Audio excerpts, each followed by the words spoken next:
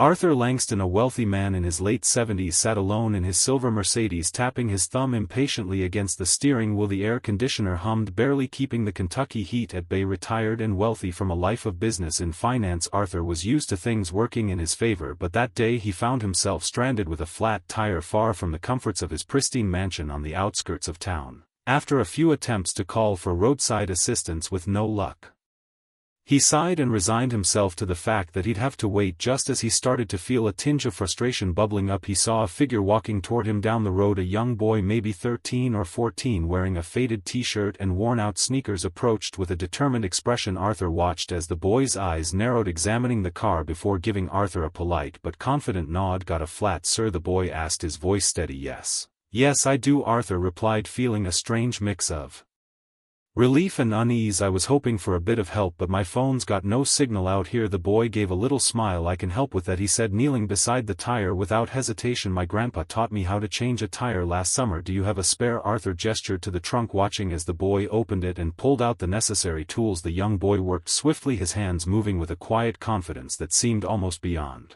his years. As Arthur stood there, he felt a strange humility creeping in, something he hadn't felt in a long time. He wanted to offer the boy something in return, but the young man hardly looked up, focusing intently on the task at hand. After a few minutes, the boy finished, wiping his hands on his jeans and stepping back. "All done," he said simply, offering a small satisfied smile. Arthur reached into his wallet and pulled out a few bills, holding them out to the boy. "Here, take this.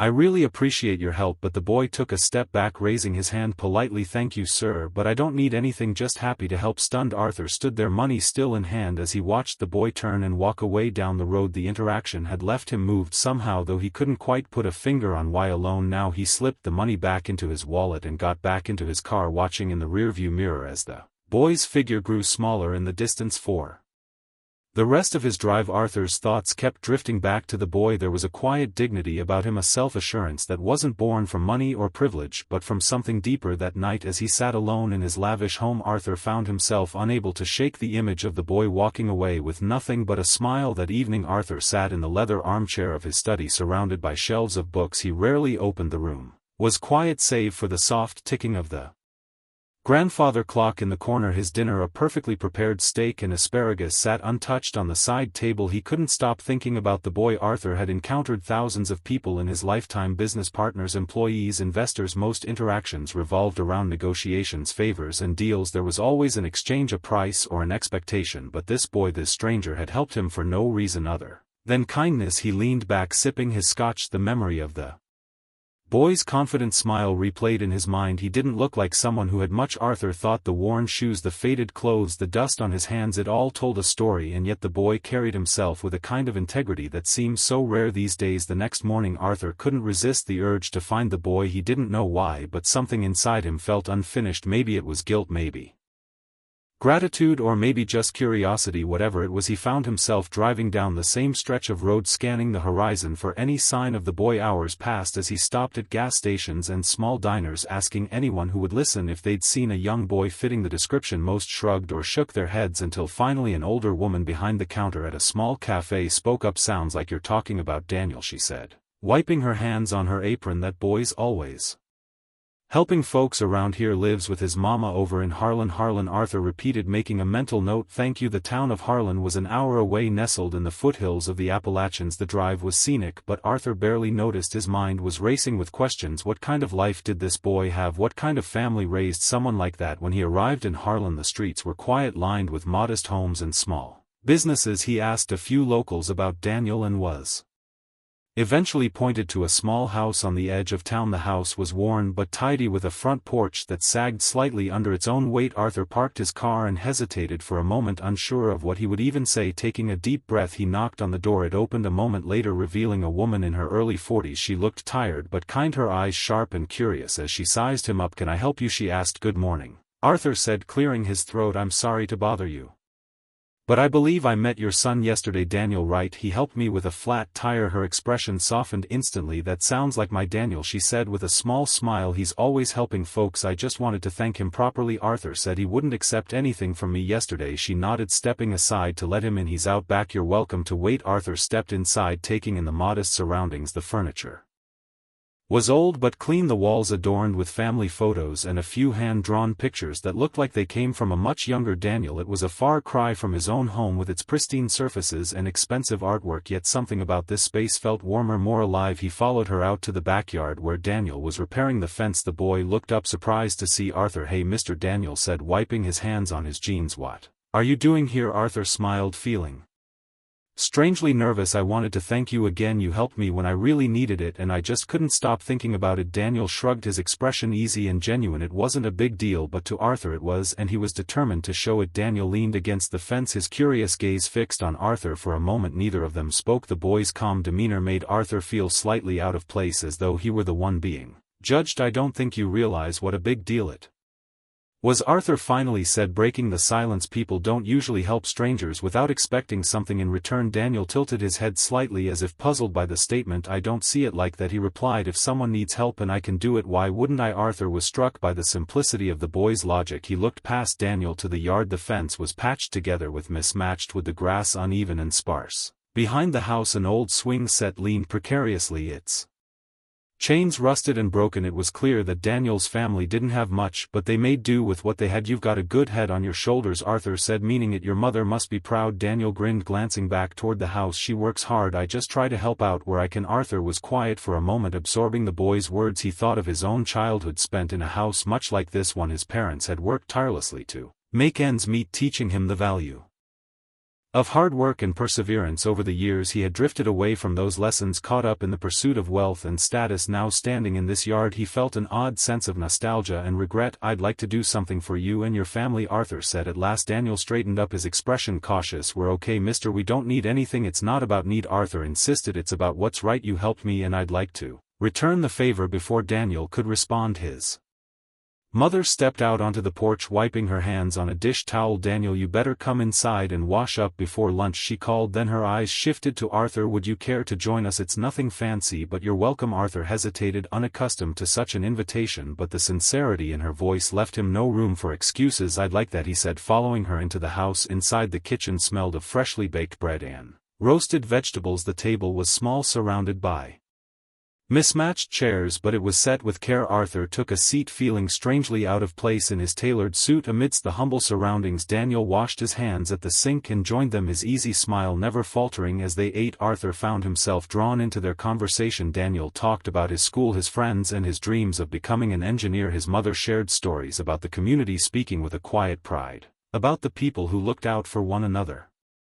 Arthur listened intently, feeling a warmth he hadn't experienced in years. For all his wealth and success, his own home felt cold and empty compared to this modest house filled with laughter and genuine connection. After lunch, as they cleared the table, Arthur turned to Daniel's mother. "You've done a remarkable job raising him," he said. "He's got more heart than most people I know." She smiled, her eyes shining with gratitude. "Thank you. He's a good boy, but we've had our struggles. We've learned to appreciate the small things." Arthur nodded, his mind already turning over ideas. He didn't want to overstep, but he couldn't walk away without doing something for them. This family had given him a gift he hadn't even realized he needed, a reminder of what truly mattered. Arthur left their home that afternoon with a sense of clarity he hadn't felt in years. Driving back to his estate, he began to plan. This wasn't about charity, it was about honoring the boy's selflessness and the family's resilience. Daniel and his mother deserved more than patched fences and worn furniture. They deserved stability and recognition for the strength they showed every day. The next morning Arthur made calls, lots of them. He reached out to old colleagues, contractors and suppliers. By midday a plan was set in motion. Within a week trucks and workers began arriving at Daniel's home. Arthur stood on the sidewalk, clipboard in hand, directing the renovations as Daniel and his mother looked on in shock. "You didn't have to do this," Daniel's mother said, her voice trembling as she watched the crew unload supplies. "We've managed fine on our own." Arthur turned to her, his expression earnest. "You've done more than manage, you've thrived, but you gave me something I didn't know I was missing. Let me give back." Daniel was quieter than usual, standing next to his mother with a thoughtful look on his face. Arthur knelt slightly, meeting his eye. "You taught me something, Daniel. Helping people isn't about money, it's about showing up. I want to show up for you." Over the next several weeks the house underwent a transformation. The sagging porch was replaced with sturdy wood, the roof repaired, and the rusty swing set out back was replaced with a new one. Inside, the walls were painted, the floors polished, and the kitchen upgraded with modern appliances. At first Daniel tried to help with the renovations, carrying planks and sweeping debris, but Arthur insisted he take a break. Your job, Arthur said with a smile, is to enjoy being a kid for a little while. Still, Daniel couldn't resist sneaking out to watch the crew work, his eyes lighting up with curiosity as he observed them measure, cut and build. One of the workers, a burly man named Joe, noticed his interest and invited him to help measure wood planks. Before long, Daniel was asking questions about tools and construction, his excitement infectious. Arthur watched from a distance, a warm pride swelling in his chest. For the first time in years he felt like he was doing something meaningful, something beyond himself. The boy's energy reminded him of the ambition he once had before life became a blur of boardrooms and stock portfolios. One evening, as the sun dipped low, the project was nearing its end.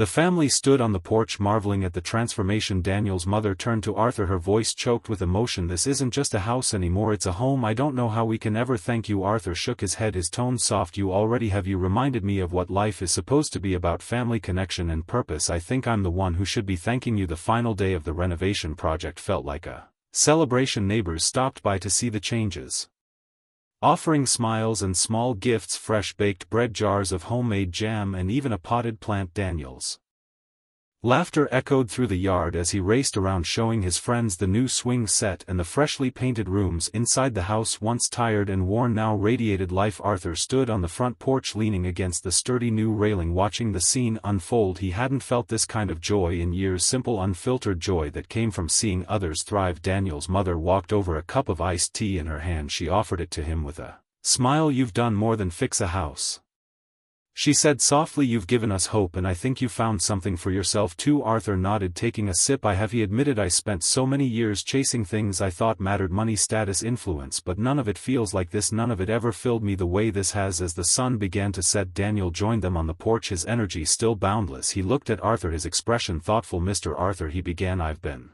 thinking a lot about what you did for us. I want to do something like that one day. I want to help people too. Arthur placed a hand on Daniel's shoulder, his voice steady. You already are, Daniel. Your kindness set all of this in motion. Don't ever lose that. The three of them sat together, watching the sky shift from gold to deep orange. The warmth of the day lingered, but there was a deeper warmth, one that came from connection, gratitude, and a shared sense of purpose. When it was time for Arthur to leave, Daniel and his mother walked him to his car.